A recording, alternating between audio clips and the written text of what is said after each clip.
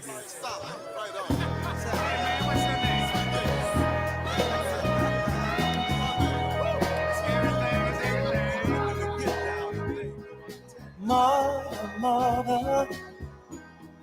there's too many of you to cry. Good morning and welcome to the Earl Ingram Show.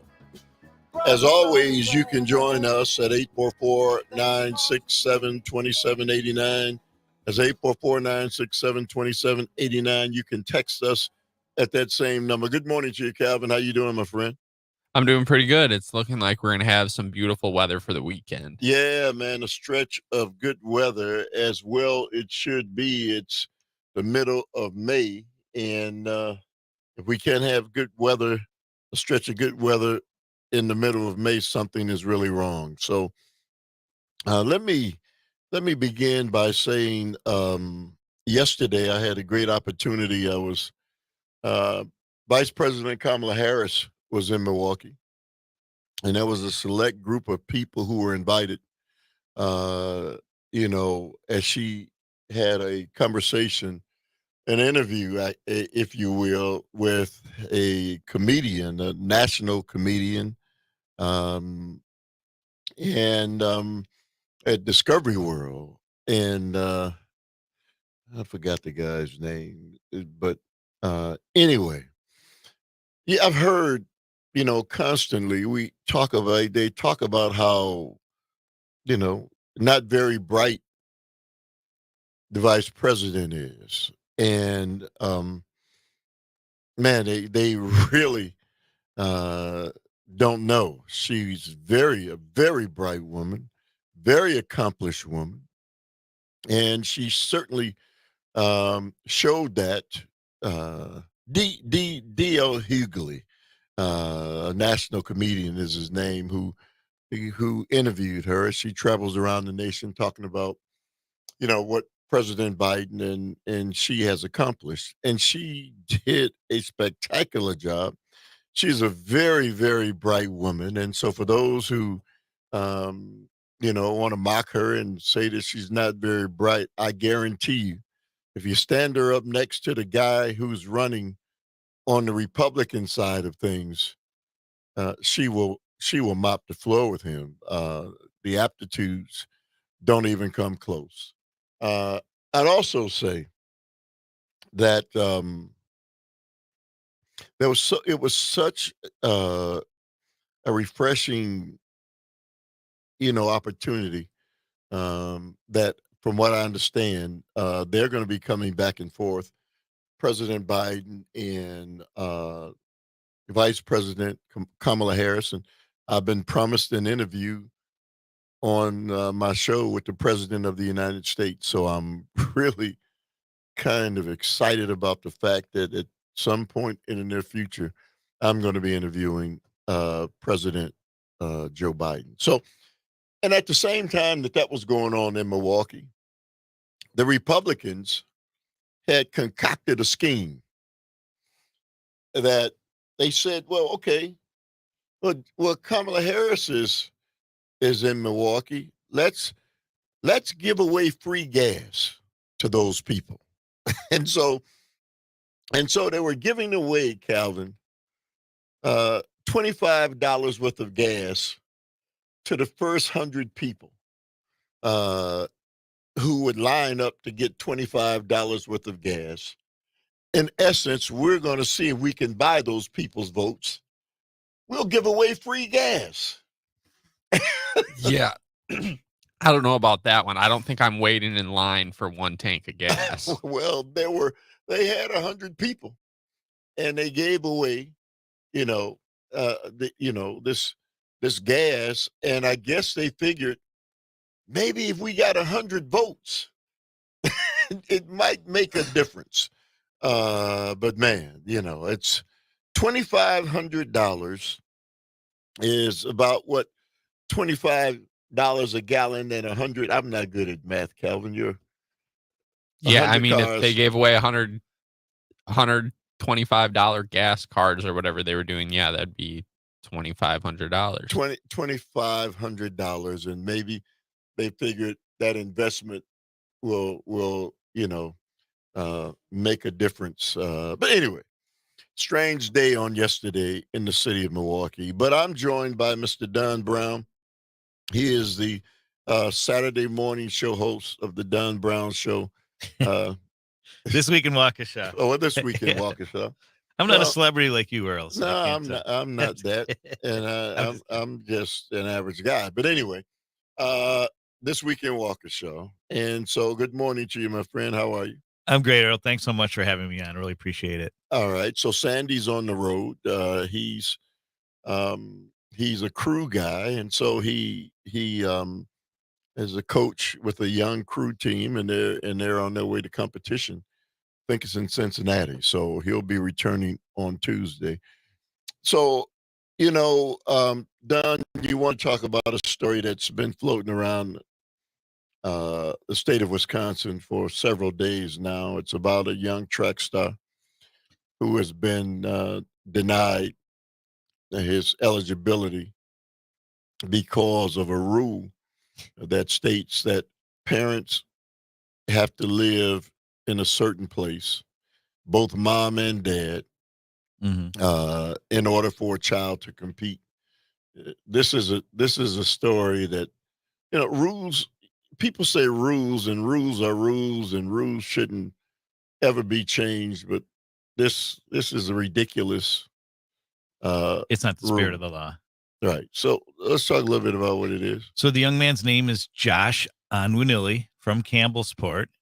He was born and raised there. Both parents. And after his freshman year of high school, he moved with his parents to Ghana to do mission work. Mission work, mind you. Christian mission work. Not that should matter, but I know politically people talk about family values and being good Christians or whatever your faith is. But he decided to come back to finish, to prepare academically and athletically, finish high school and go to a good college. They've been gone for 2 years. Yeah, and he came back on his own. The parents remained, although the mom's moving back this week. And he's just killing it in track. He's considered one of the best 100-meter sprinters in state history, which is also interesting. His coach, Derek Toshner, has been very outspoken about what a great kid he is to coach and how he's improved so much since coming back. And then they come out with this rule that, well, because you're a transfer and your parents don't live here, you can't compete. Now he's now his parents own a home there. So they own a home. They kept the home while they're Right. gone. And mom's coming back this week, and I'm sure there was a guardian or other family people looking after him. But this looks like a bright young man he does well in the classroom, and he's obviously doing really well on the track, and I'm sure would love to leverage that to do more in college. But they're saying, the statement from the WIAA, and by the way, Josh and his family are appealing this. The rules were applied correctly regarding transfers, and it begs the question, Earl, that if he was an average sprinter or a good sprinter, would they even care? But it's another case of the WIAA, shall we say, leaning too much towards the influence of these bigger high schools, the Arrowheads and the big influencers, and keeping this kid from competing. And I understand, I think today is the day that they render a decision, so we might be behind the clock. But my advice to anybody listening is, if this upsets you as much as it does me and Earl, call the WIAA at 715-344-8580. That's 715-344-8580. And just let them know that we can do better, that this is really ridiculous. And, we should be helping this young man along and not creating hindrances that appear to have a certain bias. Is that fair to say? Well, the WIAA, 8 or 9 people who inflated salaries, who have been around, some of them 20, 25 years, out of touch, who clearly think more of themselves than they should. Mm-hmm. And this whole thing, rules are rules, not just in the case of this young man, but the WIAA and the fact that we've got this power and we want to use our power and influence, probably should be reconstituted. It's been around a long time. Yes. And so, these people get to be somebody special because they get to control the lives of people. So, well, it's always been interesting to me too that they're headquartered out of Stevens Point. Why wouldn't a state governing body like that, and it is an NGO, it's not publicly funded, but why wouldn't they be in a more central place like Madison, like our capital? Like that, it just seems kind of peculiar to me. And it seems like an ivory tower kind of thing. But it just, again, I think there needs to be more media awareness of what this young man's going through, and well, there is media awareness. Support. It's on the television stations. It's in the newspapers.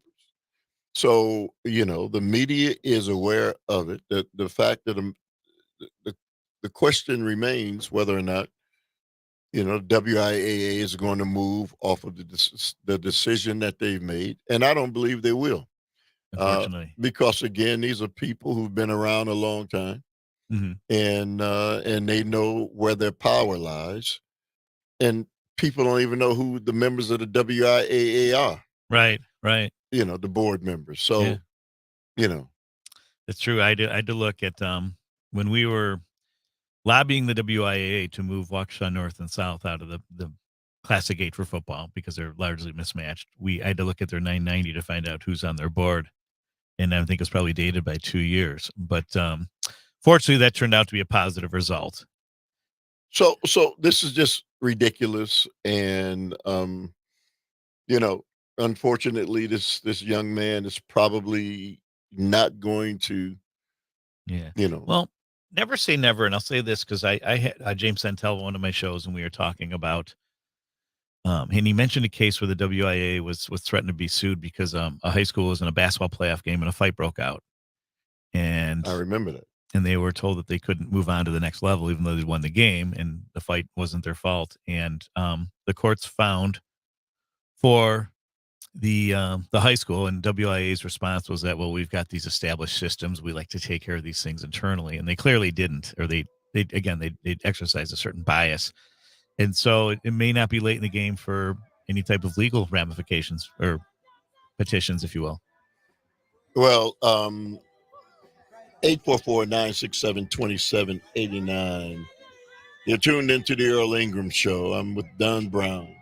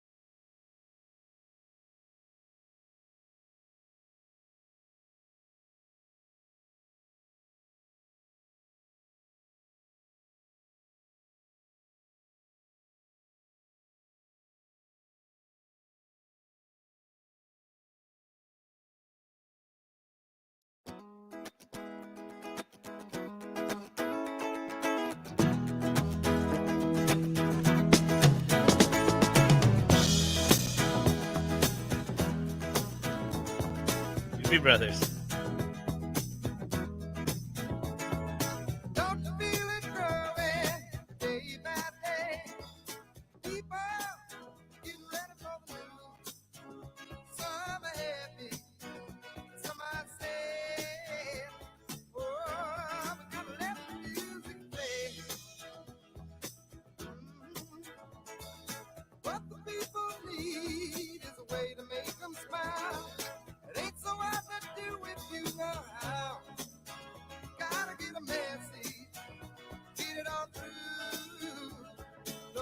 All right, welcome back.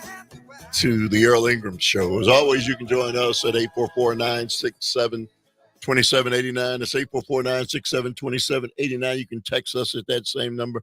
The Saturday morning host of This Week in Waukesha, Don Brown, is in the studio, and he's talking about what really is, I think, just a ridiculous assessment or statement by the WIAA.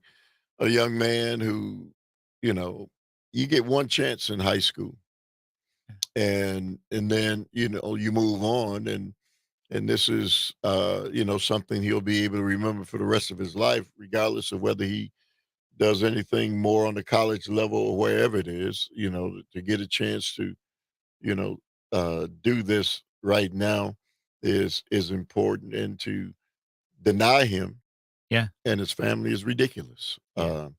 Let's go to Gary from Sussex. Good morning to you, Gary. You say what?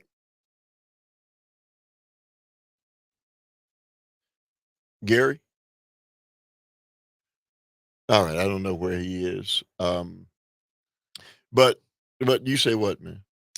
Well, I mean, you look at this young man's story. You look at Campbellsport, which is, it's a small town. It's not in the news a lot. And here's a young man that's putting the city on the map, and he's doing great things. And by the way, while he was gone, he was doing mission work in Africa. Like how unique, how amazing is that? And he's doing well in the classroom. He's doing amazing things on track. And the whole idea of high school sports is allow these young men and women a chance to develop as good adults. Whether it's not necessarily about this young man winning a gold medal for the U.S. someday, although that would be fantastic, but it's about him advancing his high school career at a collegiate level. And there is a direct relationship, as we know, between sports or other extracurricular activities and the success you have in the classroom and in life. All right, let's go to Gary. Gary, are you there? Yeah. All right, what's up? Yeah, Earl, I'm sorry. I got cut off. All right. I've dealt with the WIAA before. My sons were wrestlers and stuff like that. They do have a power thing that they like to throw around. I believe that they're going to change their mind, and this kid's going to get out there and get a chance to run, because I agree, Earl, this is so stupid and so ridiculous. The kid went to Campbellsport, went on his mission trip with his parents. They're going to change their mind, because otherwise they're going to look really, really, really bad. So I think it's going to be positive. My personal opinion. All right, Gary. Thank you very much for the call. Yeah, thanks. That's great to hear. I mean, and it's true. I mean, their image has to be important to them, and doing the right thing has to be important. And here's a young man that I think makes the whole state look good if he's doing well, especially again from one of these smaller high schools. There's a great story that unfortunately, and maybe fortunately, it's brought to light because of this controversy. The reason that I believe they're not going to change their minds is because these people who've been there, and we're talking about, it's not a whole team where there are a bunch of parents and a bunch of children bringing pressure. Yeah. It's one family and one guy. Well, but it is a team sport, and that guy's success contributes to it. So I wouldn't be surprised if more parents from that and from that school are getting involved. And as Jim Santel had said on one of my previous shows, that there could be legal ramifications for the WIAA if they're not acting accordingly, if they're not following the spirit of the law. It'd be different if they recruited this kid like a lot of Classic 8 high schools did. So the WIAA from another state, the WIAA is not concerned about being sued. They've been sued a lot of times. Sure. And it's not money out of their individual pockets. And so that's why they're pretty steadfast in most of the decisions they make. And again, these are people who've been around a long time. Yeah. They don't yield to pressure. Yeah. Very often. Although I will say this, for their credit, in recent years, they have started listening to some of these high schools. When you look at the conference realignments, I will say that some positive things have happened, and I think they're starting to get what's going on. And again, I'm not here to assassinate the WIA, although I've said some kind of derogatory comments.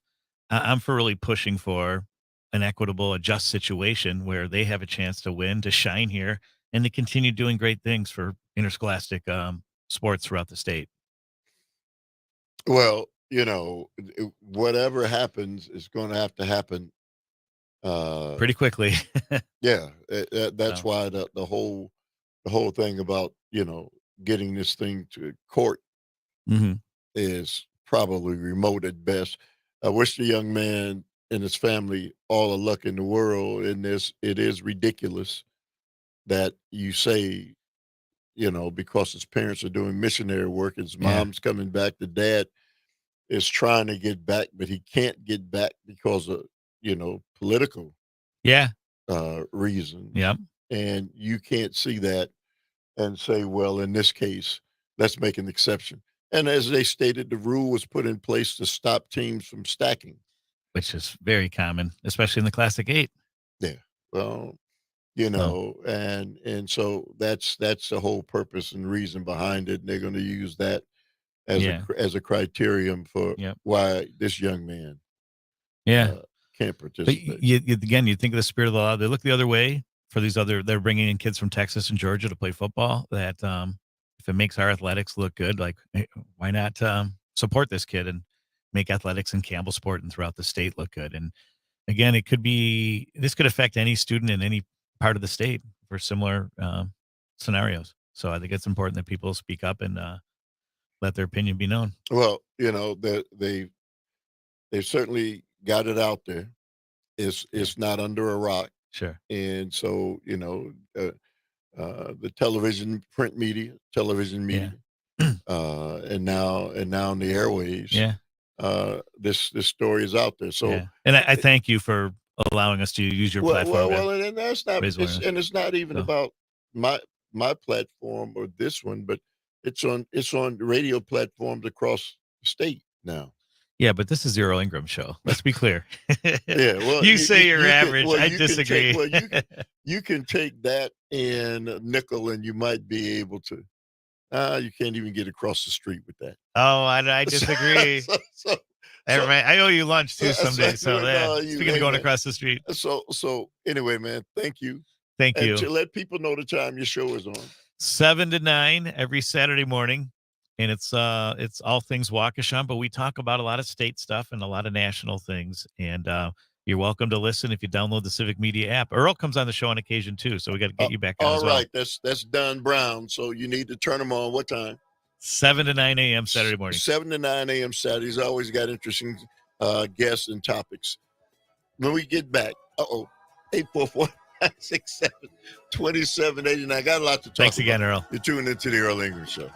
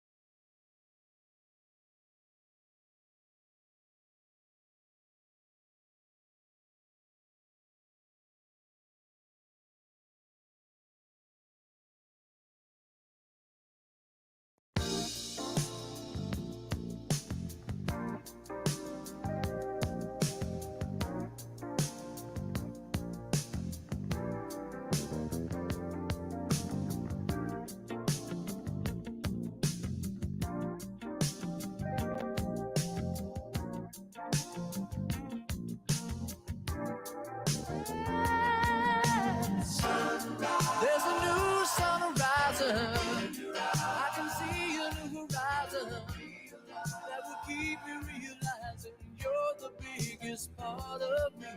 Stay the night. Need your love and here beside me. Need you close enough to guide me. I've been hoping you would find me. You're the biggest part of me. Well, make a wish, baby. Well, and now we'll make it come true. Make a list, baby. All right, welcome back to the Earl Ingram Show. As always, you can join us at 844-967-2789. You can text us at that same number. You can never go wrong with ambrosia. Calvin, are you familiar with these, what do you call them, man? They've got all these people who have been, living in parking rides for a while. They've got, what do you call those things, man? Campers and other things. Yeah, I think I have heard about that. It's become a trend to Yeah. live in a van or your car. Yeah, inside parking rides. And so there are people who've been, living there for 2 years. They've got these big camper trailers and all of that. And now they're being forced to move. And I wonder what people's thoughts are. 844-967-2789, 844 parking rides, 967-2789. Parked next to a line of trailers, a red Ford SUV sat in the back of the Holt Avenue parking ride Thursday. All of its windows were busted out, and the back seat was filled to the roof with clothes and blankets. A woman who only wanted to share her first name, Kate, said she's the vehicle's owner. Kate said Thursday someone had broken out all the windows, and she isn't sure why.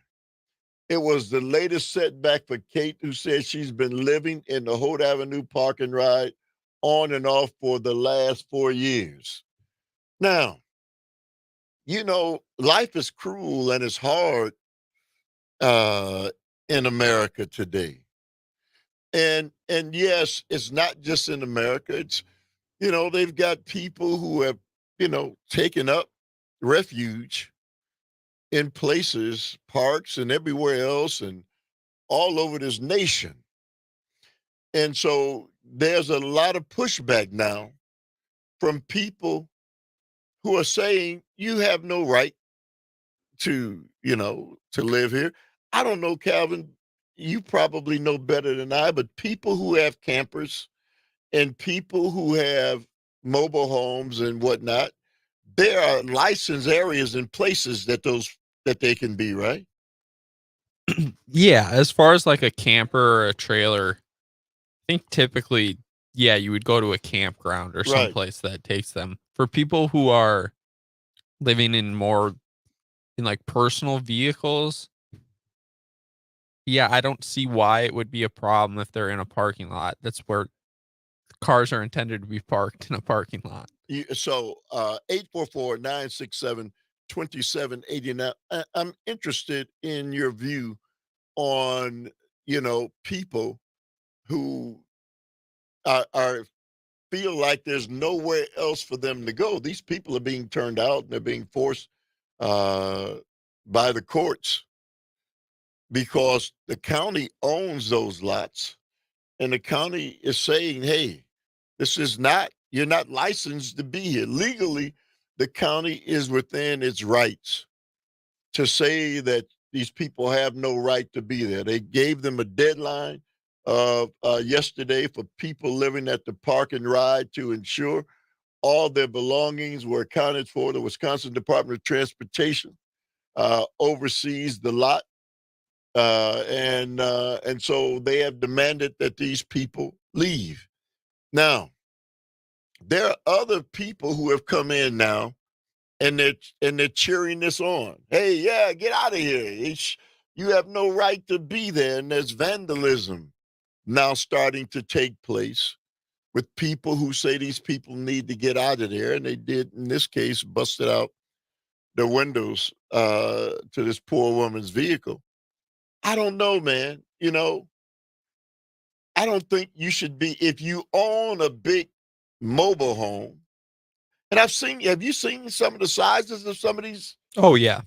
If you own that thing, sell it, and you can, make enough money off of it to rent out a place. But to say I've got a mobile home, and I don't know, those things, that some of them are as much as $100,000, Calvin. Oh yeah, they're expensive. Yeah, and yet you have that, and you want to park it somewhere. Man, you can't just park that anywhere. You don't have a right to do that. And so the pressure that's being applied is pressure that people have been trying to apply for a long time now. And so for those people, who are in those kinds of positions, if you have an asset like that, I'm not talking about the poor soul who's sleeping in his car, Calvin. That's, to me, that's a kind of a different reality. Because if that's all you got is your vehicle, you're pretty down on your luck, right? Well, yeah, no, that's what I was saying is with like if someone's in an RV or a motorhome, I can understand the city not wanting those parking lots to turn into campgrounds. But if someone's in a personal vehicle using it as intended, I don't understand why that would be a problem. Well, 844-967-2789. Trevor Fannin, a Wisconsin Department of Transportation spokesman, said the agency would be removing abandoned property from the park and ride in an email Thursday afternoon. Fannin said the Wisconsin Department of Transportation was still in the process of identifying and labeling abandoned items. Fannin emphasized the agency, and what they're talking about abandoned items, people have, barbecue grills and other things. They basically set up shop in the park and rides in many places across. And here's the other side of it. They have offered people a place to stay. So if they've offered you a place to stay, and I don't know how long that's going to be, I don't think you can afford to give people, places to stay unlimited, right? But they have figured out places where these people can go and stay. They don't want to because they kind of build a community. They've kind of built a community there, and they know everybody, and it's, and it's friends and those kinds of things. But it clearly is another part and point where there's something going on in the nation that's really different, that I haven't seen in my lifetime, and that is part of what has happened in this country, and part of some things that have to be addressed. I mean, this has to be addressed because it's not going anywhere. As a matter of fact, it is getting worse. Let me transition to this. Um,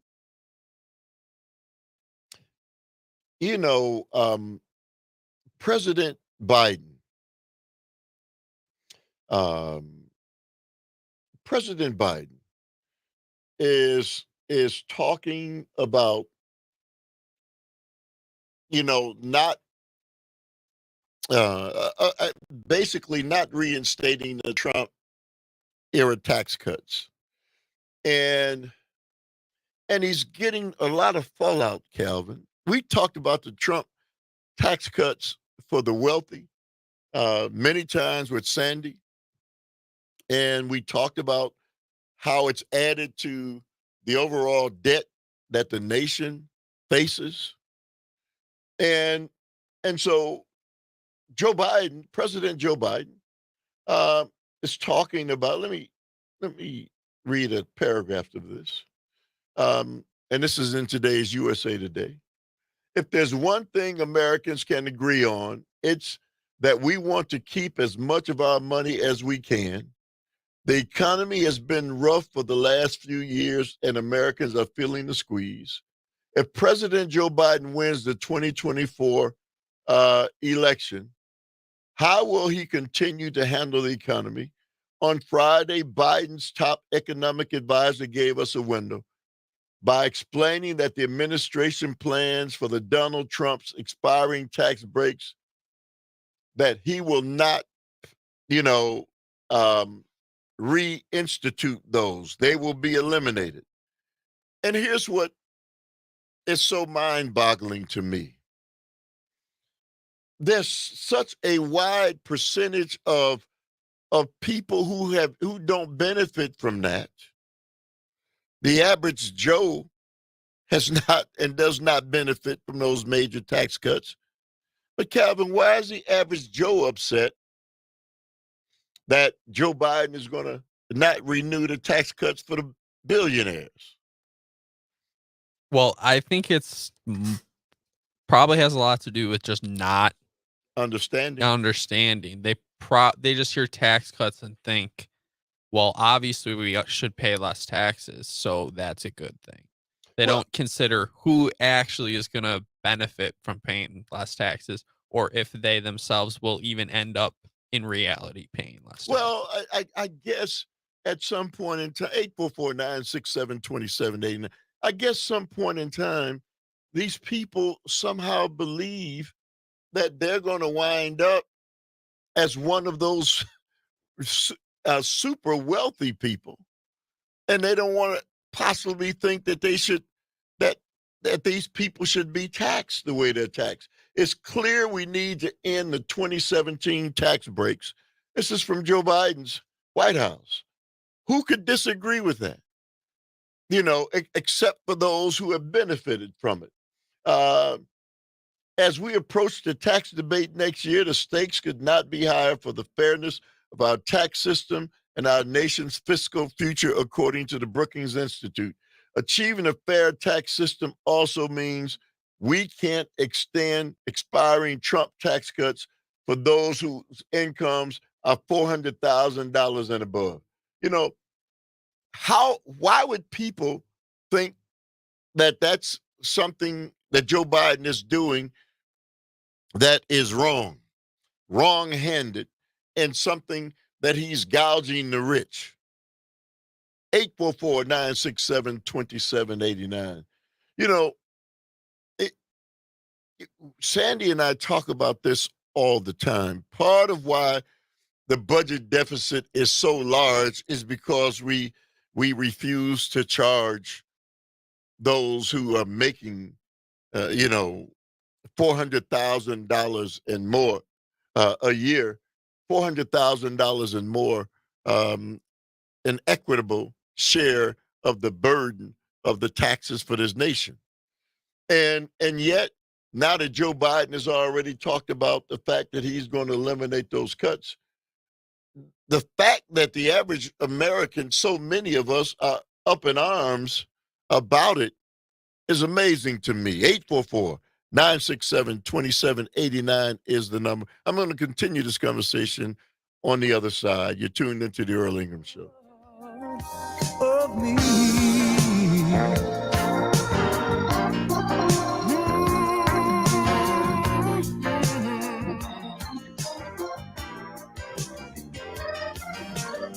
You changed my life. You made it right. I'll be a servant to you for the rest of my life.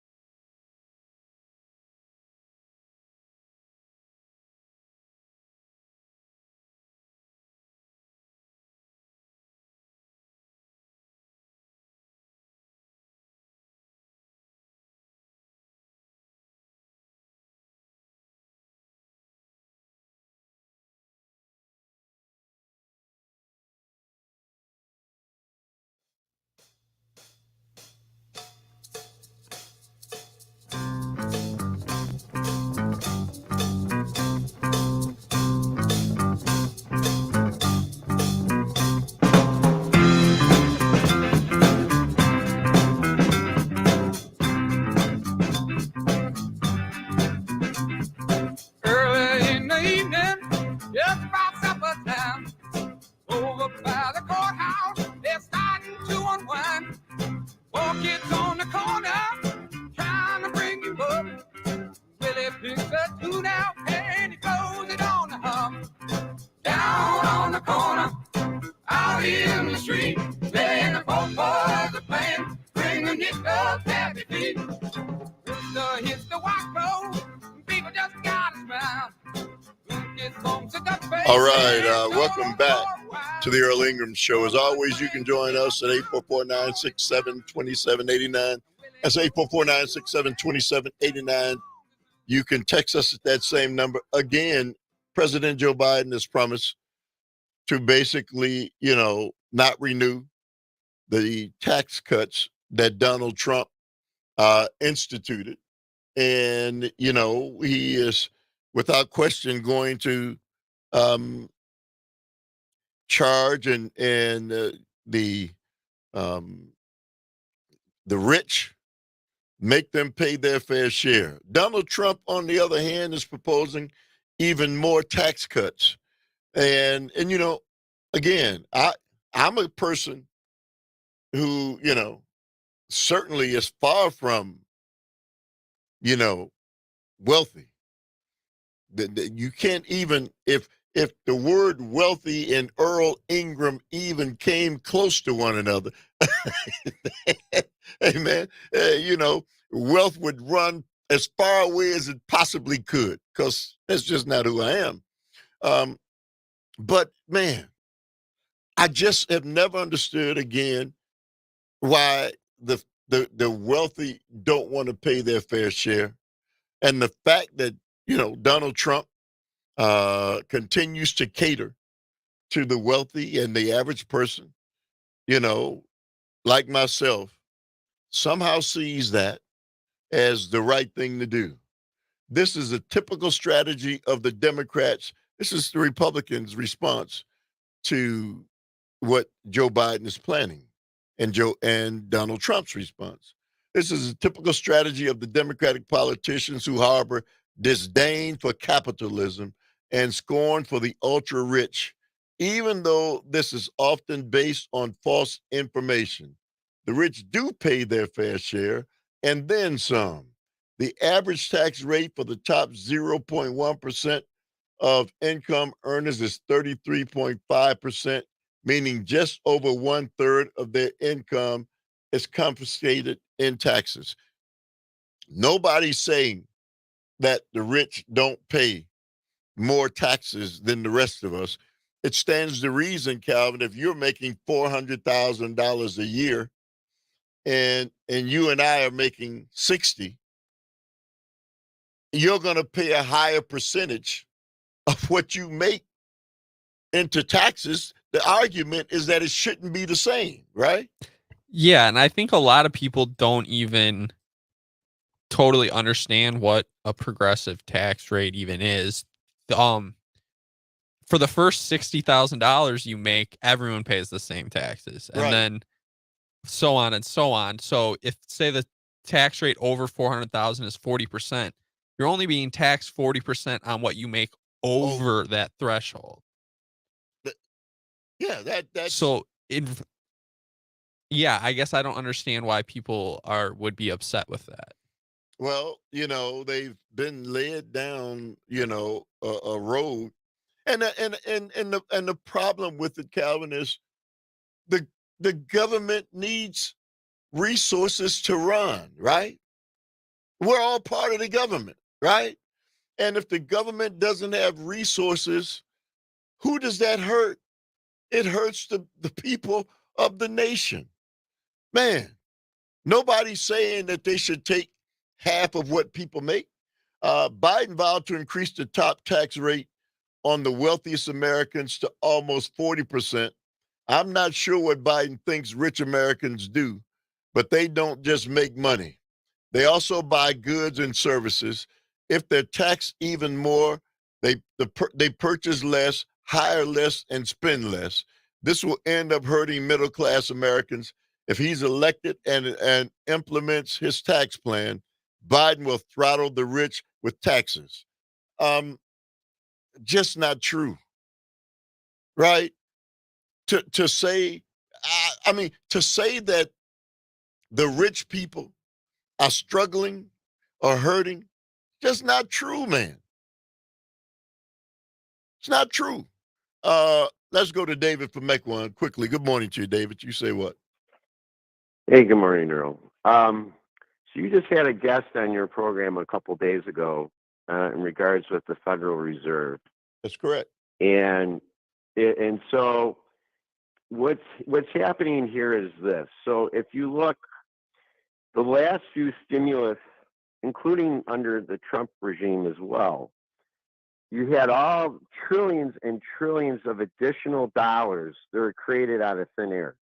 Okay, you had the American Rescue Act. You had the chips, for Microsoft, companies like Microsoft, that was almost 400 billion. You got money going towards the green energy movement, hundreds of billions of dollars. We got literally, like, I think with Ukraine we're up to almost like 300 billion in change now in money that we've given them. And what's happening is, if you look again at the revenue side, the revenue has gone up. It's actually not gone down. The problem is the spending. The biggest problem is the spending. We are just exponentially. It's the interest on the debt now is actually surpassed uh, defense, which is it's the second biggest ticket item now. The interest on the debt. And what's happening is that's eventually going to crowd out all the other things that we actually are paying for. So what Joe Biden had proposed, now keep in mind, inflation is a tax. We all feel it. It doesn't matter if you're rich or poor. We all feel it because, again, inflation doesn't care if you're poor or rich. Hey, Dave, inflation is global, right? It is global, but the difference is, how do you reduce the inflation? And that's the trick. Yeah, well, which is what President Biden has been doing, right? 844-967-2789 is the number. You're tuned into the Earl Ingram Show.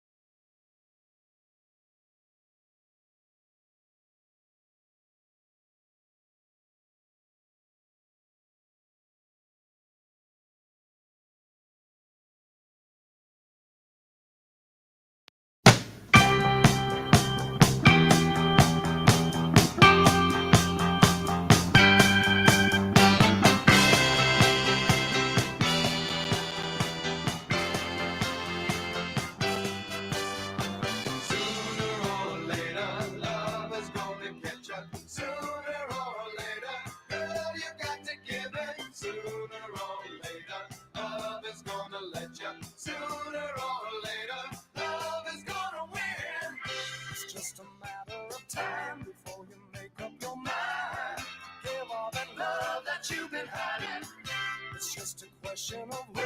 I've told you time and again, I get all the love you've been denying. Sooner or later, love is All right, welcome back to the Earl Ingram Show. As always, you can join us at 844-967-2789. Text us at that same number. You know, Calvin, I watched this interview last night. You are a very young guy. I don't know if you remember Senator Mitt Romney. Oh, I'm familiar. Him running for president was Yeah. one of the first times I was aware of politics. Really? Yeah, it happened when I was a sophomore. 6 years old? No, I was like 15. Okay. So Mitt Romney, who is really anti-Trump, you know, he's not a guy who believes in Donald Trump. But I'm watching this interview with him the other day on MSNBC. And he brought up this wacko idea. And it sounds wacko to me. You know, it's probably not wacko to those who support Donald Trump. And it may be wacko, may not be wacko to you in the listening audience.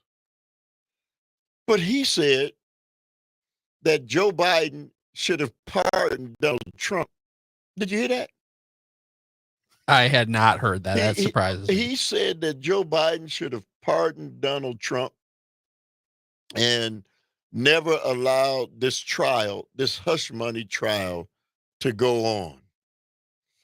If Biden would have been smart, he would have pardoned Donald Trump and not allowed this,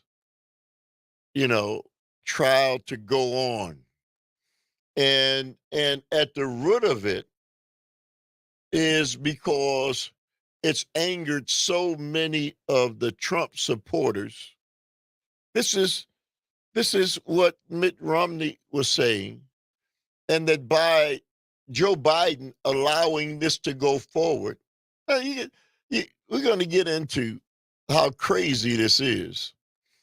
It's made it, it's amped up the MAGA supporters because, they believe that Donald Trump is being mistreated. Senator, and this is in today's USA Today, Senator Mitt Romney, a vocal critic of Donald Trump, argued that President Joe Biden should have pardoned Trump on his federal charges and kept the Manhattan hush money case from moving forward. And this was in a new interview. In an interview with MSNBC's The 11th Hour Wednesday, Romney said if he had been Biden, he would have immediately pardoned Trump when the Justice Department brought forth its criminal indictments against the former president. Trump is facing 2 federal cases for allegedly mishandling classified documents and trying to overturn the 2020 election. I'd have pardoned President Trump. Why? Well, because it makes me President Biden the big guy, the person I pardon a little guy, he said. What? This is 3 years ago almost at this point. I had this idea. There was a time where I would have agreed with Mitt Romney where optically I think Biden doing that would have made sense. But knowing what we know now and all the charges that have been brought against him, it's nonsense. Yeah, man, it's clearly nonsense. Here's the part of this that I'm never going to understand. And I know, I know the people who love Donald Trump and, they're just going to follow him off a cliff. If that's what it takes, they're going to follow him off a cliff. But man, a guy who breaks the law, you might as well say that then for everybody who breaks the law. I think to make one person special and above the law is ridiculous to me. Even if it is Donald Trump, and even if it is the fact that he's got, an army of people who support him. Just because he's got an army of people who support him doesn't mean that the laws that he broke, he should get a pass on.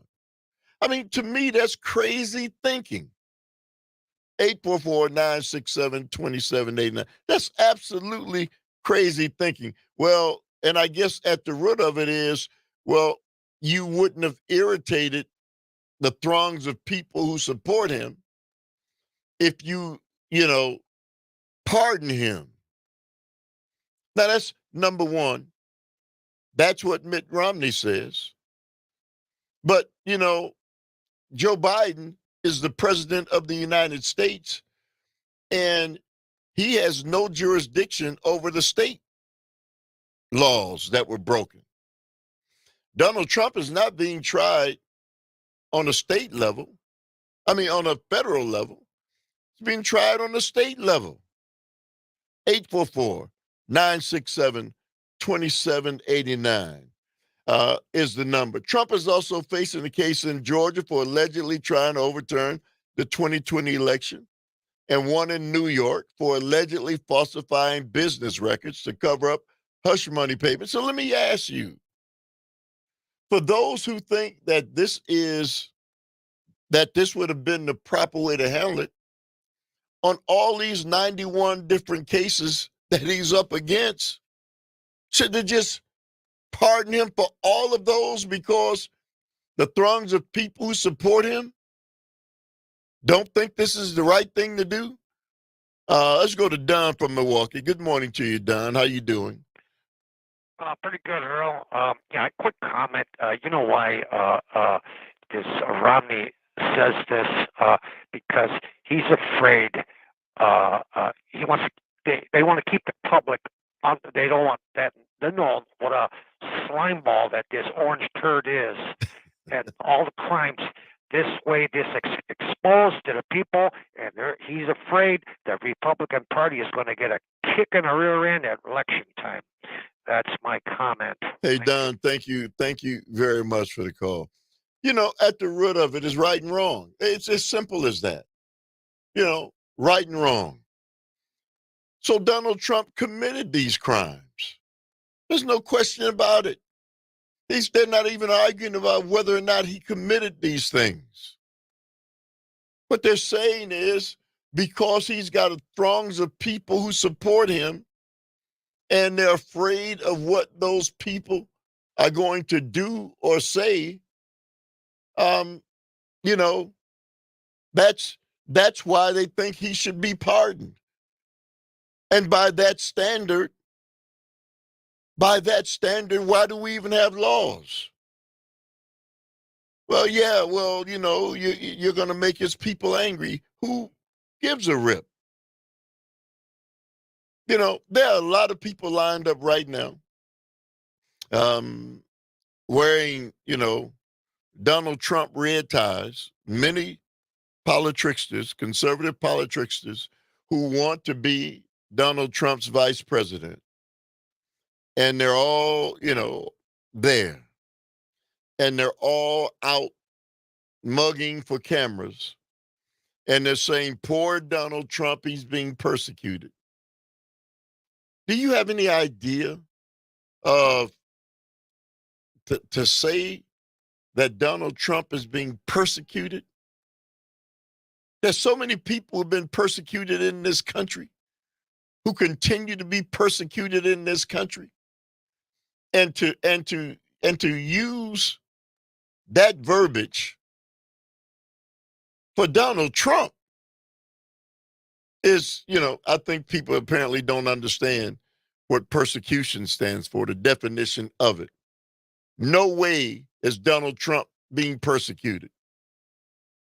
Donald Trump has been able to mobilize people unlike probably many people publicly in this nation's history. and they're going to follow him. It doesn't matter. They're going to continue to follow him. Even if he loses, they're going to follow him. How do we improve our nation? By acquiescing to things that aren't right. I don't know how that's even possible. But we're on the precipice of that. Acquiescing to people who are angry because the person, their guy, is being exposed for what people have always known he was from the beginning. That's not persecution. When you commit the crimes and you break the law, that's not being persecuted. If you didn't commit a crime and you are being charged with a crime that you didn't commit, that now you're being persecuted. Maybe, the definition of the word persecution has been changed and swapped out, just like, the verbiage of woke. They changed the definition of those words. But Donald Trump clearly is not being persecuted. 844-967-2789. And Mitt Romney is 100% in error. 844-967-2789 is the number. You're tuned into the Earl Ingram Show.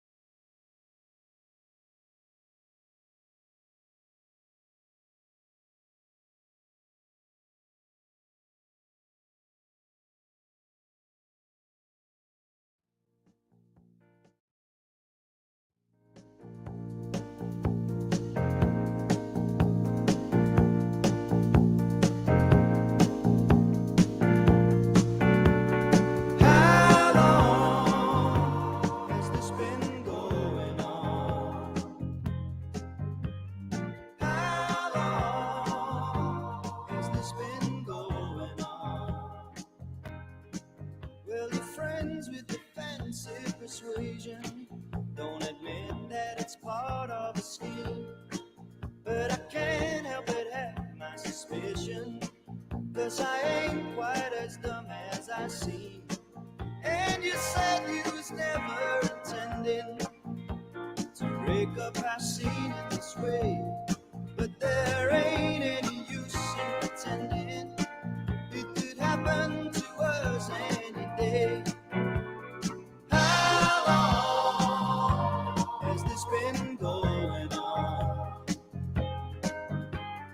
How long has this been going on? All right. Welcome back to the Earl Ingram Show. As always, you can join us at 844-967-2789. That's 844-967-2789. Text us at that same number. On this date, 70 years ago, the Supreme Court decision outlawing segregation in public schools was rendered. On May 17th, 1954, the United States Supreme Court issued its landmark Brown versus the Board of Education of Topeka ruling, which declared that racially segregated public schools were inherently unequal. And you know, let me give you a little background on why, you know, my life and my generation was impacted by that decision. I went to a segregated grade school. I lived in a segregated community, as so many of us did back in those days. And, you know, it was an all black school. Everybody in the school was black, the teachers, the principal, everybody. I lived in a basically segregated community in Milwaukee, not in the South, in the North. Um, and and so, you know, I didn't know any different, as I'm sure many who lived on the other side of that coin, who lived in all white communities and had all white schools. And and so that hasn't that was not a good thing. Um, and so because they were separate but unequal, the educational systems were. And the United States Supreme Court rendered a decision at that point in time.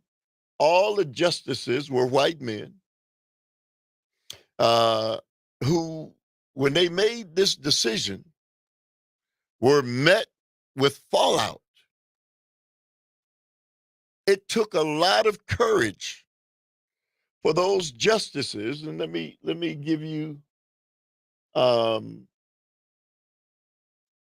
their names: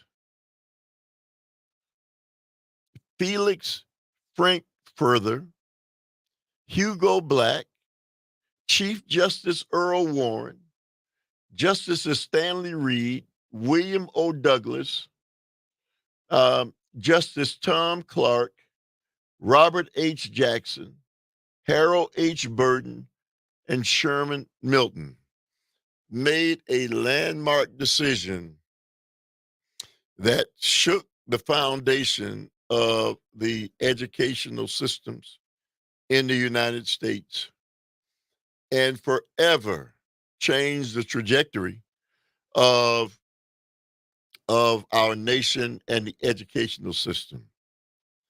So, again, as a young boy, I was, you know, locked into, like many others, a reality that only included people of color. In 1968, I believe it was, you know, a decision was rendered that opened up, you know, opportunities for segregated schooling, especially in the city of Milwaukee and in urban centers across the nation, um, to change. And so I went from an all black reality from kindergarten through sixth grade. By the time the seventh grade rolled around for me, I went to a 99% white school and white reality. Now, try to envision that. Everything was all black for me from kindergarten through sixth grade. And just from June, when we graduated, grade school to now September, my whole reality changed because open housing changed in the city of Milwaukee, and my father was able to move us into a different community, a different reality. And so I wound up going to a 99% white school, one of a few blacks who at that point in time got to see a different segment of the world, a different segment of society. And let me tell you why that was important to me in my life and my development as a human being. Not just development as a black young boy, but my development as a human being. I got to see a different side of life that those before me never got a chance to see. The high school I graduated from, 96% white and Jewish. A black kid from an all-black reality now who was put into a completely different segment and a different reality. 844-967-2789 is the number. I'm going to continue this conversation on the other side because it coincides again with Brown versus the Board of Education and where we are today, 70 years later. 844-967-2789 is the number. You're tuned into the Earl Ingram Show. It could happen to us any day. And how long has this been going on? How long has this been going on? How long has this been going on? How long has this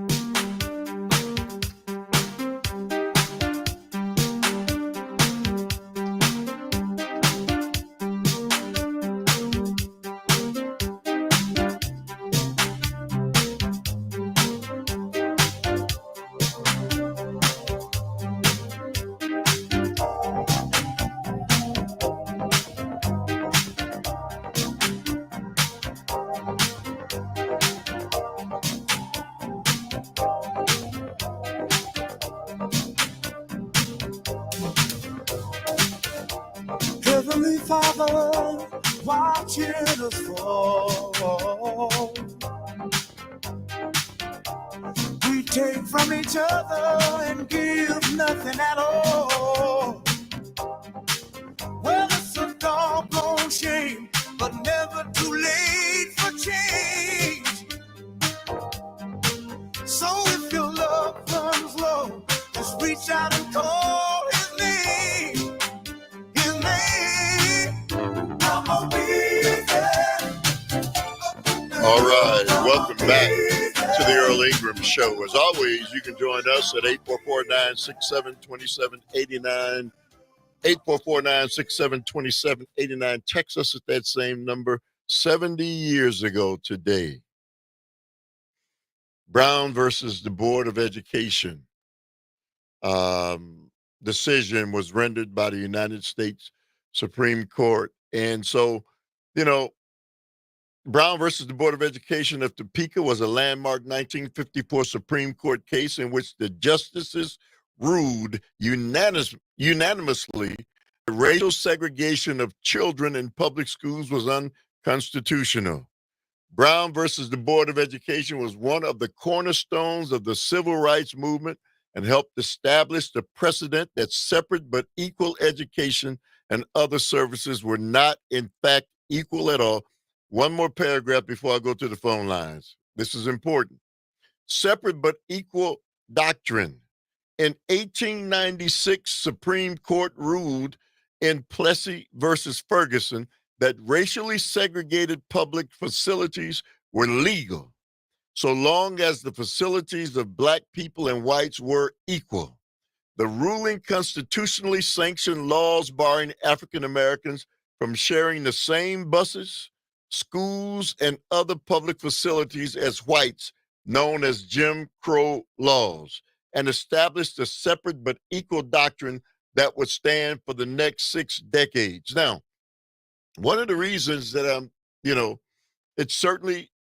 it's out here and it's 70 years later, but I would say that segregated schools, public schools, exist today.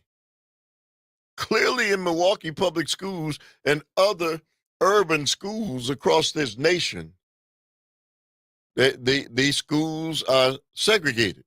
Let's go to Cassandra in Madison. Good morning to you, Cassandra. How you doing? Thank you for the call. Your thoughts? Hi, Earl. Thanks for taking my call.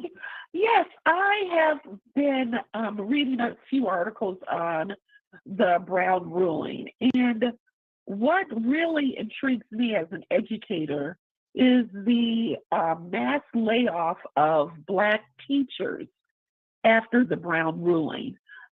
Before Brown, there were around 90,000 Black educators.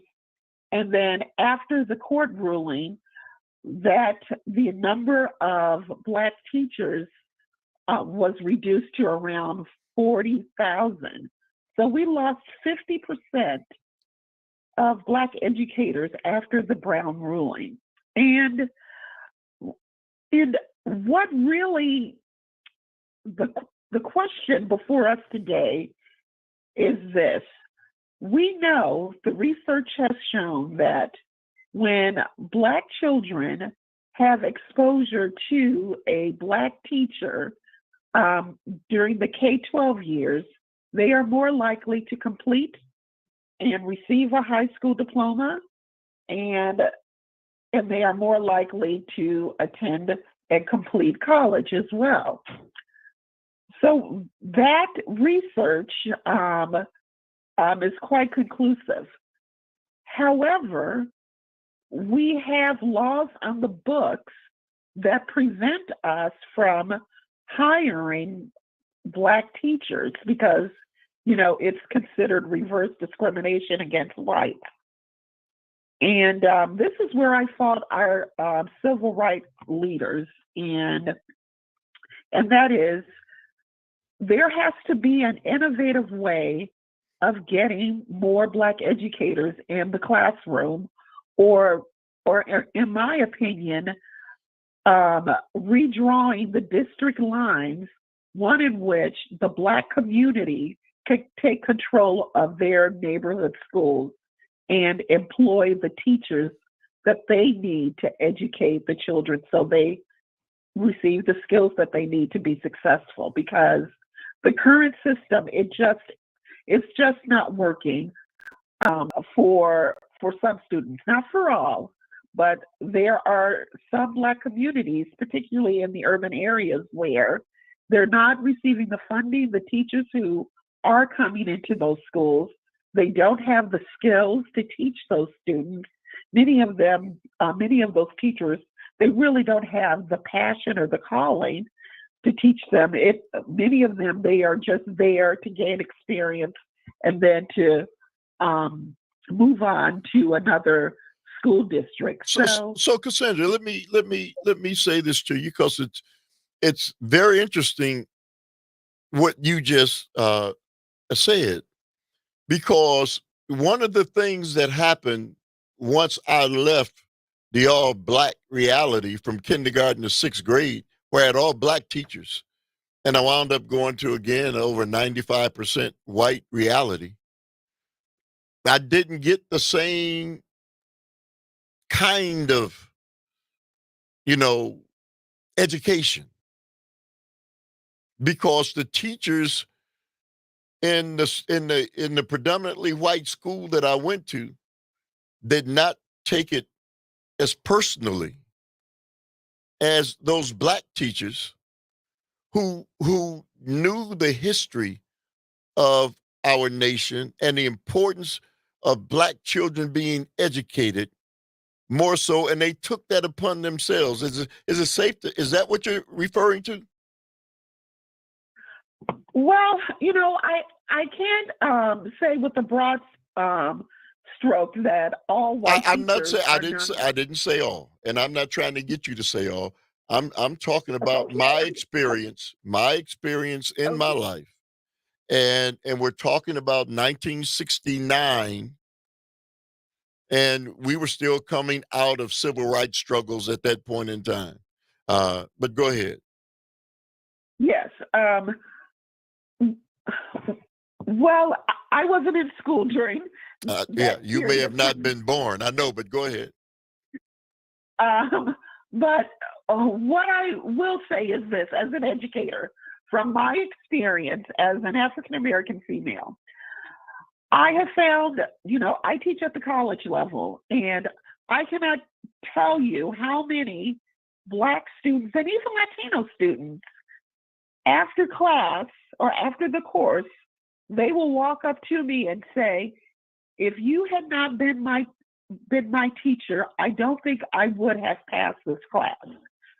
And and I says, well, and I often tell them, well, I'm very glad that I was able to be here to provide you with that motivation to continue and to let you know that you really can do it and you belong in college.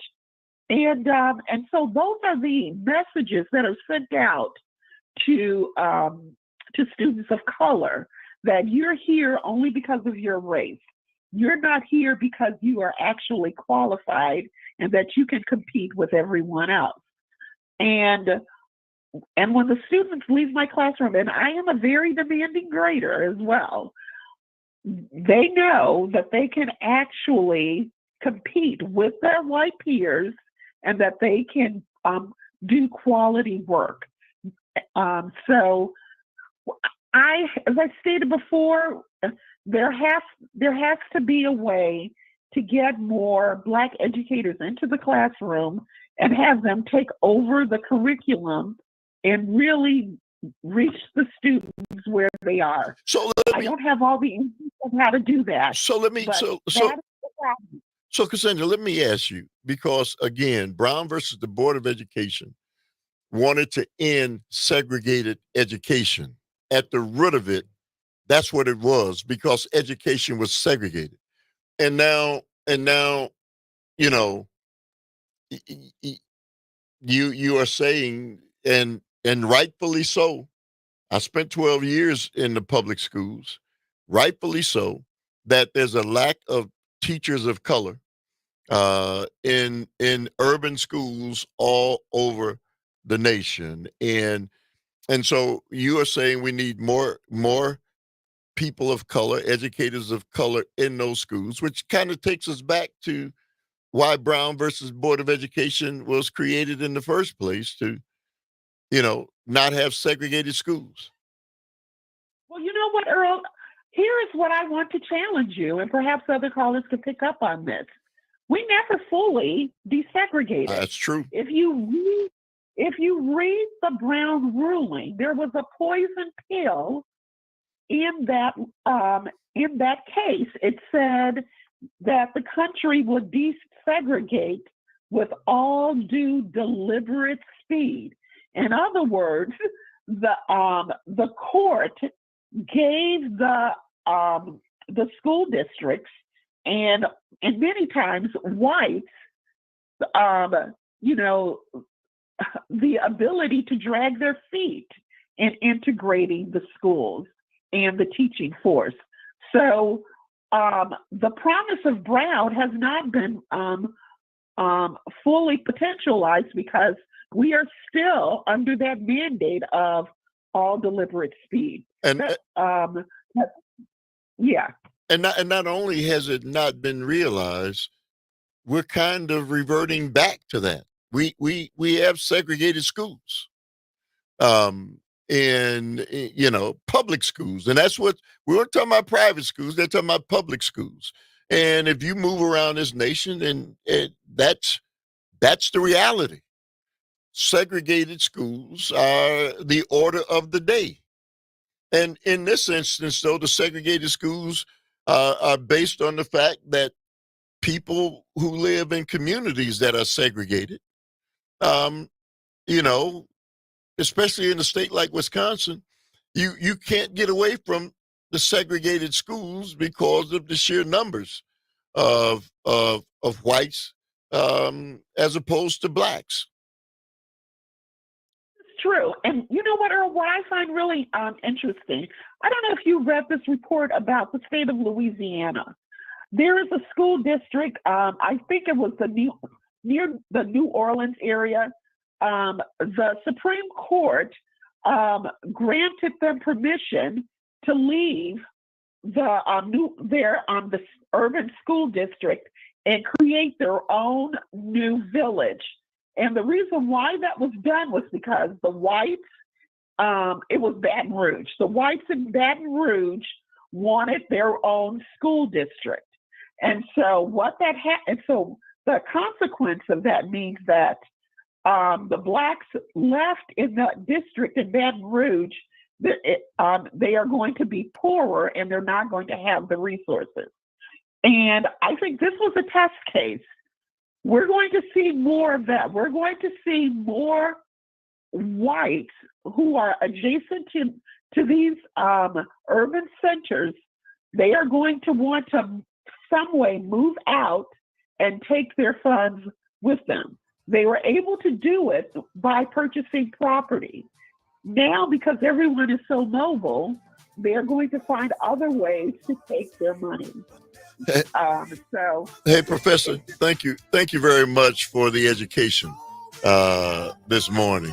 844-967-2789 is the number. Sharky, hang on. 844-967-2789. You're tuned into the Earl Ingram Show.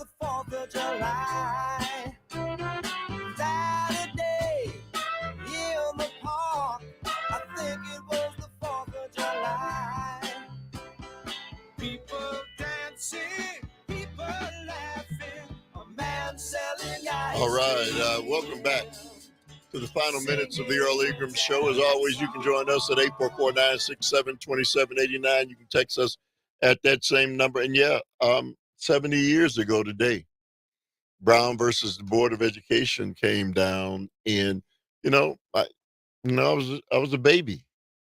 I was born in 1954, and actually, I was not yet born because it was May 17th. I was born June 21st when this decision came down. But I will honestly tell you, I wouldn't change my experience for anything in the world to have lived and in the climate that I lived in,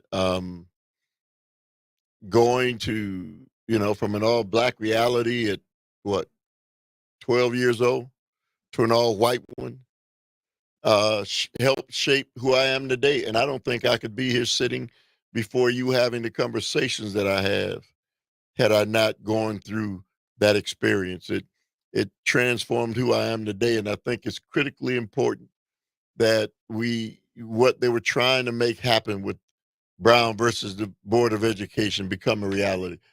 Tony says Wisconsin is changing funding public schools from state to local funding has exacerbated the problem too. Let's go to Sharkey from Racine. Good morning to you, my friend. How you doing, man? Man, good to hear you, Mr. It's good Ingram. to hear your voice, man. Yeah, likewise. And that was an interesting phone call. And here today, I just want you to know that in 1966, I was in second grade school at Walter Allen. And shortly thereafter, I lost my parents, and I was brought to the city, or actually the county of Racine on the north end. I was lucky to have an aunt and uncle to bring me through. And at that time, I was really a wet mess, but they were there working me on the farm. And one of the neatest things that happened for me in my world was my first employer unofficially was a black man with a beautiful family. His name was Brian and his beautiful wife. And they taught me how to work in construction at a very early age. And they treated me fine. They were good to me. They paid us well as other friends in the neighborhood. And we all lived together. We loved each other's homes. We traversed back and forth. And the actual father was an attorney for NAACP. And I learned a lot from him. He sat me down many, many times. His wife sat me down many, many times. And Brian, he was a couple years younger.